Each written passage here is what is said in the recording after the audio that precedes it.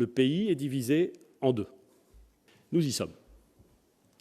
Il y a aujourd'hui une bonne nouvelle et une moins bonne nouvelle. La bonne nouvelle, c'est que nous sommes en mesure de valider le déconfinement sur l'ensemble du territoire métropolitain. La moins bonne nouvelle, c'est que certains départements ont des résultats moins bons qu'espérés. La carte de France, que va vous présenter le ministre de la Santé dans quelques instants, est très claire. Le pays est divisé en deux. Les chiffres dont nous disposons sont issus d'un recueil de données robuste, fiable, quotidien.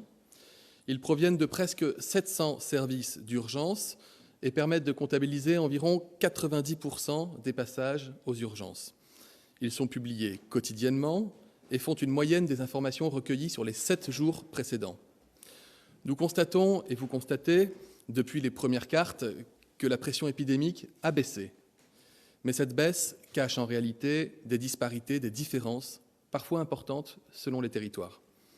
Si l'on affine et que l'on regarde territoire par territoire, la situation est la suivante, je la rappelle, en vert, les départements dans lesquels moins de 6% des patients adressés aux urgences viennent pour une suspicion de maladie au coronavirus. En orange, lorsque ce sont 6 à 10% des patients, et en rouge, c'est lorsque plus de 10% des patients qui vont aux urgences d'un hôpital y vont pour une suspicion de maladie à coronavirus.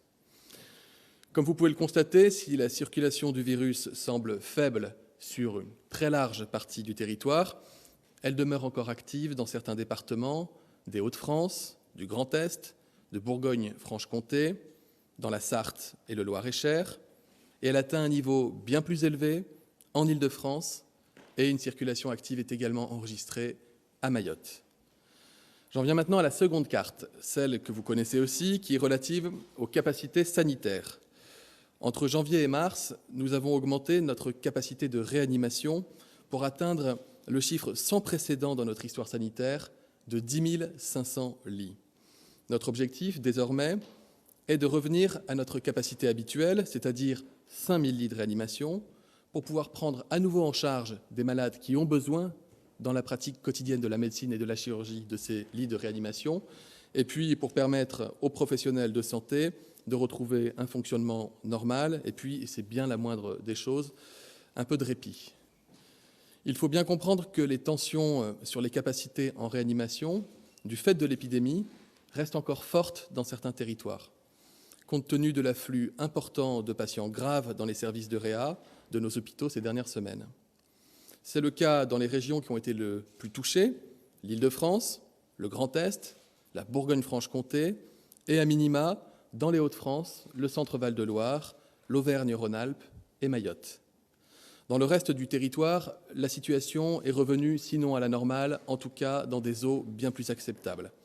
Là aussi, les résultats qui sont affichés sont une moyenne sur les 7 derniers jours. Les seuils utilisés pour cette deuxième carte, vous les avez sur la carte, en vert, lorsque le taux d'occupation des lits de réanimation par des malades du coronavirus est inférieur à 60%, en orange, lorsque c'est 60 à 80%, et lorsque plus de 80% des lits de réanimation sont occupés par des malades atteints du coronavirus, la carte apparaît alors en rouge. Comme vous pouvez le constater, la situation est assez nette, avec au fond 3 diagonales distinctes dans l'hexagone. La première diagonale, en vert, va de la Seine-Maritime aux Alpes-Maritimes, avec des capacités hospitalières qui ne sont pas ou plus menacées par un afflux important de patients atteints de formes sévères.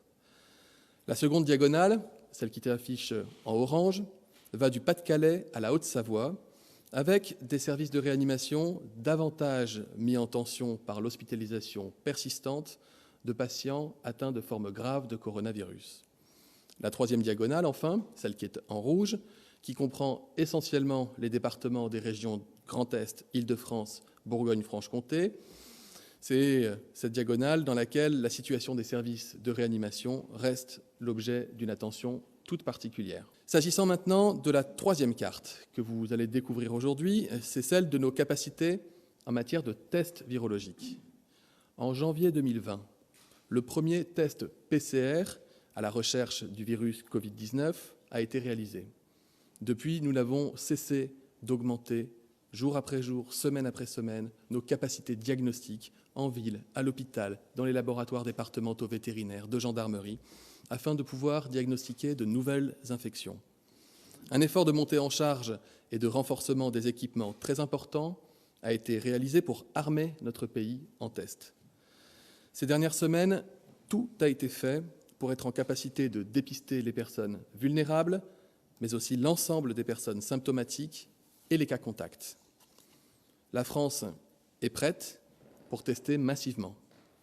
La capacité de dépistage est dès aujourd'hui au niveau des besoins estimés. Vous voyez, la carte est pour le moins limpide. Pourtant, parfois, de la théorie à la pratique, il peut y avoir des écarts. C'est pourquoi j'invite les Français qui se seraient vus prescrire un test PCR et qui rencontreraient des difficultés de toute nature dans la réalisation de ce test à contacter le numéro vert 0800 130 000, le numéro que vous connaissez, afin de nous permettre de résoudre sans délai les problèmes éventuels. Comme vous pouvez le constater, les territoires seront, dans leur totalité, en capacité de tester largement. Cette carte articule les 3 indicateurs de pression épidémique, de tension sanitaire et de capacité en matière de tests. Vous le voyez, 4 régions, tous les départements de 4 régions restent en rouge. L'Île-de-France, les Hauts-de-France, Bourgogne-Franche-Comté et Grand Est. Pourquoi des régions et pas des départements ? Parce que nous faisons le choix de tenir compte comme indicateur prioritaire du niveau de tension, de saturation des réanimations des hôpitaux. Et que cet indicateur, nous l'avons vu lors de la vague épidémique dans les régions touchées, se conçoit à l'échelle régionale. En particulier, et le Premier ministre l'a dit, la situation en Île-de-France nécessite la plus grande des vigilances. Nous appelons les entreprises à recourir au maximum au télétravail. Nous invitons les habitants de l'Île-de-France à limiter leurs déplacements au strict nécessaire et l'ensemble de la population à appliquer encore plus scrupuleusement les gestes barrières. Quant aux personnes vulnérables, s'il vous plaît, limitez au strict minimum vos sorties et contacts avec toute autre personne. Je le redis, en Île-de-France, nous devons faire preuve d'une extrême vigilance. Je sais les difficultés que chacun a traversées ces dernières semaines et je sais combien tout le monde souhaite pouvoir reprendre une vie un peu plus normale, mais nous voulons à tout prix éviter une reprise de l'épidémie qui viendrait alourdir encore la situation de ces territoires. Ce sont donc des mesures de précaution essentielles en cette période que nous devons respecter tous ensemble, collectivement. Voilà où nous en sommes. Les éléments que je viens de vous présenter sont fiables, ils sont solides. Mais je le rappelle, et chacun doit le garder à l'esprit, l'épidémie est évolutive et la vérité d'un jour peut ne pas être celle du lendemain. J'en appelle donc à ce qui ne fera jamais l'objet d'aucune attestation, d'aucune justification et d'aucune règle. C'est bien l'esprit de responsabilité de chacun pour le bien de tous.